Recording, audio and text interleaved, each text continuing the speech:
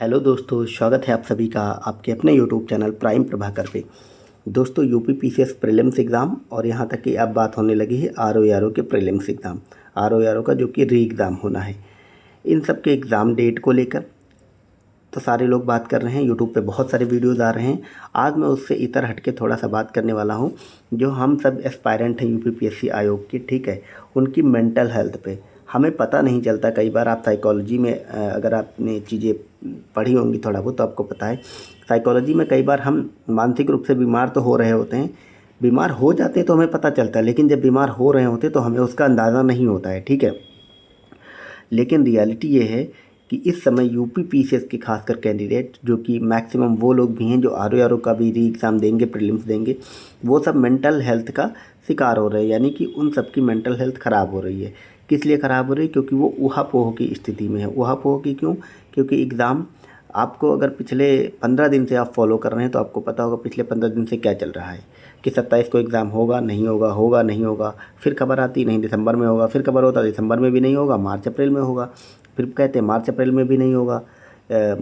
और अब हो सकता है फिर से अक्टूबर में, कभी होता है 4 सेट में पेपर बनेगा, कभी होता है कि सरकार ने कहा है कि हम एग्ज़ाम कराने में सक्षम नहीं हैं, हम पहले कुंभ कराएंगे। कभी होता है सरकार कह रही है कि हम कराएंगे, आयोग नहीं चाह रहा। मतलब ऐसी तरह की कम से कम 50 बातें मार्केट में तैर रही हैं। इन सब से अल्टीमेटली नुकसान किसका हो रहा है? वो सिर्फ़ और सिर्फ एग्ज़ाम देने वाले हम सब बच्चों का हो रहा है, ठीक है। नुकसान किनका नहीं हो रहा है? जो पेपर लेने वाले, पेपर कराने वाले, उस पर ऊपर बैठी जो अथॉरिटीज़ हैं उनका नुकसान नहीं हो रहा है। क्योंकि आयोग के जितने भी टॉप लेवल के अधिकारी हैं उनके बच्चे यूपी पीसीएस का एग्ज़ाम देने नहीं जा रहे हैं। जितने भी सरकार में बैठे लोग हैं, ना ही उनके बच्चे इन सब की तैयारी करते हैं। वो सब विदेशों में घूम रहे हैं, मस्त मौज कर रहे हैं, ज़िंदगी को एंजॉय कर रहे हैं। तो ना तो उनकी मेंटल हेल्थ ख़राब होती, तो वो लोग आपकी रियल वास्तविक पीड़ा नहीं समझ पाएंगे। और ये भी एक बात है, कई बार हम सबके मित्र, यार, दोस्त और घर वाले भी कहते हैं कि नहीं नहीं हम समझ रहे हैं क्या सिचुएशन, पर एक्चुअल में कुछ चीज़ें होती हैं जो जिस पर बीत रही होती सिर्फ वही समझता होता है। आप सबने एक टर्म पढ़ा होगा एथिक्स में, सिंपैथी, एक होता है एम्पैथी। तो इसमें वो लोग सिंपैथी तो ज़रूर हमारे साथ दिखा सकते हैं, लेकिन एम्पैथी सिर्फ हम ही लोग जान सकते हैं जिन पे वो सब बीत रही है, ठीक है। तो अब ऐसे में आपको क्या करना है, और सच में मैं बता रहा हूँ आपको, लोग कहेंगे नहीं इस बात को, पर अंदर अंदर सबके सब मानसिक रोगी बने जा रहे हैं। क्यों बने जा रहे हैं? क्योंकि कुछ क्लियर ही नहीं हो रहा। बहुत सारे लोगों के जीवन में अलग अलग सपने हैं कि उनका मतलब यही एग्ज़ाम आप सोचो मार्च में हो जाता तो अभी दिसंबर में इंटरव्यू की तैयारी कर रहे होते वो लोग अच्छे से। जितने लोग का भी सिलेक्शन होता वो सब सिलेक्शन के पावदान पे जाते, उनसे जुड़े कितने लोगों की लाइफ बदल जाती है और मतलब उनका मेंटल स्टेटस अलग होता है। अभी प्रीलिम्स ही क्लियर नहीं होना तो दूर की बात है, उसकी डेट तक क्लियर नहीं है। ऐसे में क्या ही मतलब कोई आगे की प्लान करे, कुछ करे। ऐसे में सब मानसिक रोगी बनते जा रहे हैं। पर क्या ये सल्यूशन है? सल्यूशन तो ये नहीं है। सल्यूशन तो ये है कि अब हम लोग कर भी क्या सकते। देखिए, कुछ चीज़ें आप लोग मान के चलिए। नियतिवादी एक सिद्धांत है जो ये कहता है कि दुनिया में हर चीज़ जो भी हो रहा है या नहीं हो रहा है, सब चीज़ नियत है। तो अगर ये चीज़ भी नियत है कि पेपर टलना, ये नहीं होना, कभी कभी ये चीज़ें सही नहीं होती। मैं नहीं कहता कि आप उस पर आँख मूंद कर भरोसा करें, लेकिन होता क्या है, कई बार कुछ चीज़ों को मान लेने से हमारे दुख हल्के हो जाते हैं, ठीक है।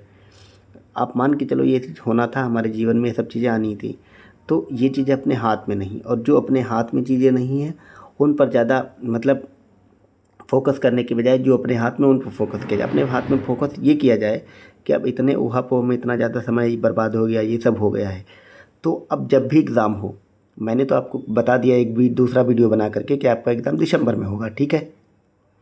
तो दिसंबर में होगा, ठीक है। तो दिसंबर में हो रहे इस एग्ज़ाम में आप लोग अपनी तैयारी ऐसी कर लीजिए, इस मेंटल हेल्थ के बावजूद कैसी कर लीजिए कि एग्ज़ाम अब चाहे जब हो, लेकिन जब हो तो हमारा एग्ज़ाम निकलना चाहिए। क्योंकि इस मेंटल हेल्थ से निकलने का सिर्फ़ और सिर्फ एक तरीका है कि आपकी तैयारी उस लेवल पे हो, ठीक है, जिस लेवल पे एग्ज़ाम चाहे जब हो, एग्ज़ाम निकलना चाहिए। That's a final. और आपकी मेंटल हेल्थ सुधरेगी भी सिर्फ इसी चीज़ से।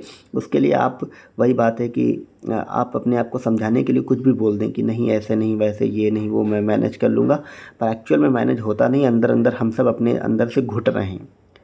हम बाहरी दुनिया को नहीं दिखाते, घर वालों को नहीं दिखाते, अपने जो भी लव्ड वंस हैं उनको नहीं दिखाते, पर एक्चुअली में बात यह है कि अंदर अंदर हम सब घुट रहे होते हैं, अंदर अंदर ओवर थिंकिंग के शिकार हो रहे होते हैं।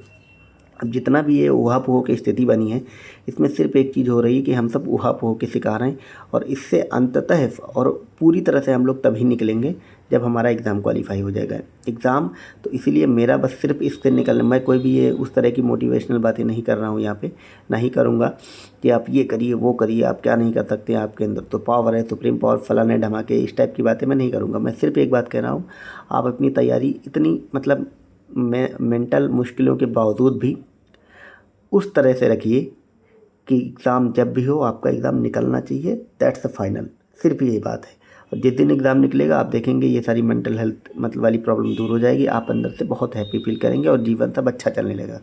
तो जो अंत है जिस चीज़ का, जिससे सारी चीज़ें सही होंगी, उस पर फोकस करिए। मेरा सिर्फ इतना कहना था इस वीडियो बनाने का मकसद। बाकी आप लोग की जो भी राय हो वो सब आप मुझे बताएं, कमेंट करें।